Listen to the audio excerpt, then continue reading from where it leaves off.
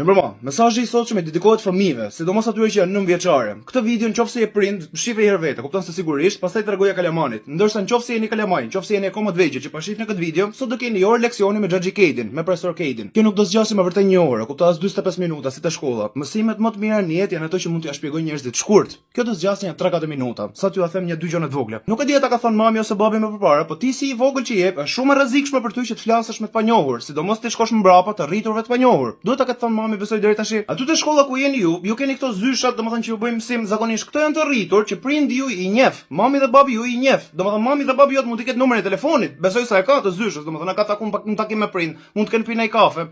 Ti duhet të ruhesh nga një zysh tjetër, ose nga një xhaxh që duket si zysh. E kupton? Që do ju vit ju bëj 1 ose 2 orë mësimi të shkurtra. Edhe ka për t'ju thënë ca fjalë çuditshme që ju si kuptoni fare, kupton për identiteti gjinor, gjona kështu. Ky personi që do të vitë të japë 1 ose 2 orë mësimi, që inshallah nuk të vije fare, kupton, apo të thotë kot këtë këshill xhaxhi.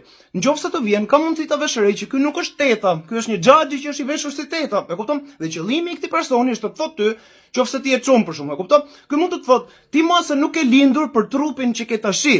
Do të thotë në fjali të çuditshme, e kupton? E ka kuptimin që masë ti nuk do më qenë çun, po do më qenë gocë më plak. E kupton? Nuk e di për çfarë po të thotë këtë gjëna. Dëgjoj edhe një herë fjalin me xhaxhin, ti masë nuk je në trupin që do të jesh. Masë do më qenë gocë, e kupton? Puna është se asnjë nga ne nuk do më qenë në trupin që kemi tash, e kupton? Do doje të ishe më i gjatë.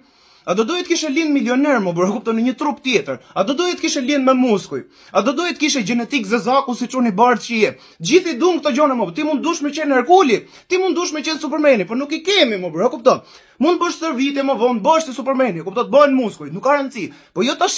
Tash nuk i akoma, tash në klasë 4 akoma. Gjëja më e rëndësishme që desha më të thon xhaxhi është duhet të kesh shumë kujdes nëse ky personi të klasa, e kupton? Nëse ky personi të thotë që këtë që ju thash unë sot, mos shkoni t'ia thoni mamit dhe babit të shtëpia. Nëse ta thotë këtë fjalin, ti duhet të kesh shumë kujdes. Edhe gjëja e parë që duhet bësh, duhet t'ia thosh mamit të shtëpia. Duhet mësoni edhe ju vetë, edhe pse jeni kalamaj, domethënë që ka ca gjëra që nuk kemi pse ja themi mamit, që ndodhin te klasa, po ka ca gjëra që duhet t'ia themi patjetër mamit. Më ju dhoni shembull, më, e kupton? Për shembull, bëni shërr me çun tjetër te klasa atje. Një shpull ti, një shpull ai. Tash kjo nuk ka pse i thuhet mamit, e kupton se edhe babi jot ta garantoj që ka hongër shpulla dhe ka dhënë shpulla kur kanë qenë vogël. Janë pjesë e rritjes. Këtë skep se ja thu. Tash normal, unë nuk po them nëse ty të godasin ose të ngacmojnë çunat e gocët e klasës ditë pas dite, shumë shpesh, e kupton, ta nxjin jetën. Në këtë rast duhet më i thon mamit, po nëse ndodh vetëm një herë dhe pastaj e bën çokat çunin, pse më i thon mamit, thjesht do të rrafi dhe mamit të shtëpia, nuk e pse ja thu.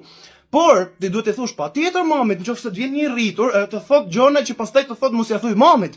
Ky është një i rritur, ti nuk i rrit akoma. Mami duhet merret me këtë dhe babi, se këto janë të rritur. Çdo i rritur që vjen dhe ju thotë diçka që nuk duhet t'ia thoni mamit, është gabim që ti mos t'ia thush mamit. Ti duhet t'ia thush, ti duhet vraposh nga aty, të largosh nga aty dhe t'ia thush mamit me sekonda. Po çka se kjo gjë ndodh në klas? Edhe nëse ndodh në klas, ky është një i rritur, me të rriturit merren të rriturit. Ju mos nuk e kuptoni akoma, se mund t'jeni të menduar për shkakun si ka mundësi që diçka e keqe mund të ndodhi te shkolla. Shkolla është për të mirën tonë, me mëson ne, e kupton? Nuk duhet krijoni opinion të keq për mësuesit juaj. Mësuesit e juaj nuk janë ato që po e vendosin, a duhet t'ia u japi ky xhaxhi që vishet si tet këtë orën e mësimit ajo. As drejtoresha nuk e vendos, e vendos shteti, e kupton?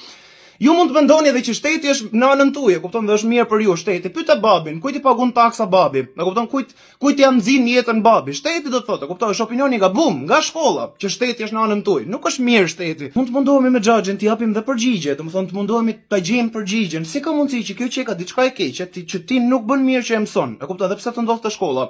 Kjo që ka diçka e keqe, por shteti ose qeveria të thotë që duhet ta mësosh këtë gjë. Si ka mundësi, domethënë si ka mundësi që ti që ke i rrit mjaftueshëm e vendos që nuk du me qenë më çun që duhet jem gocë tash.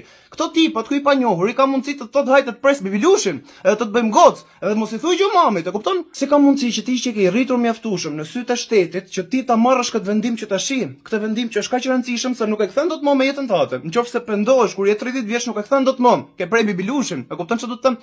Kjo është një vendim shumë i rëndësishëm. Ti që ke mjaftueshëm i rritur sipas shtetit me marr këtë vendim, por shteti nuk me pi alkool.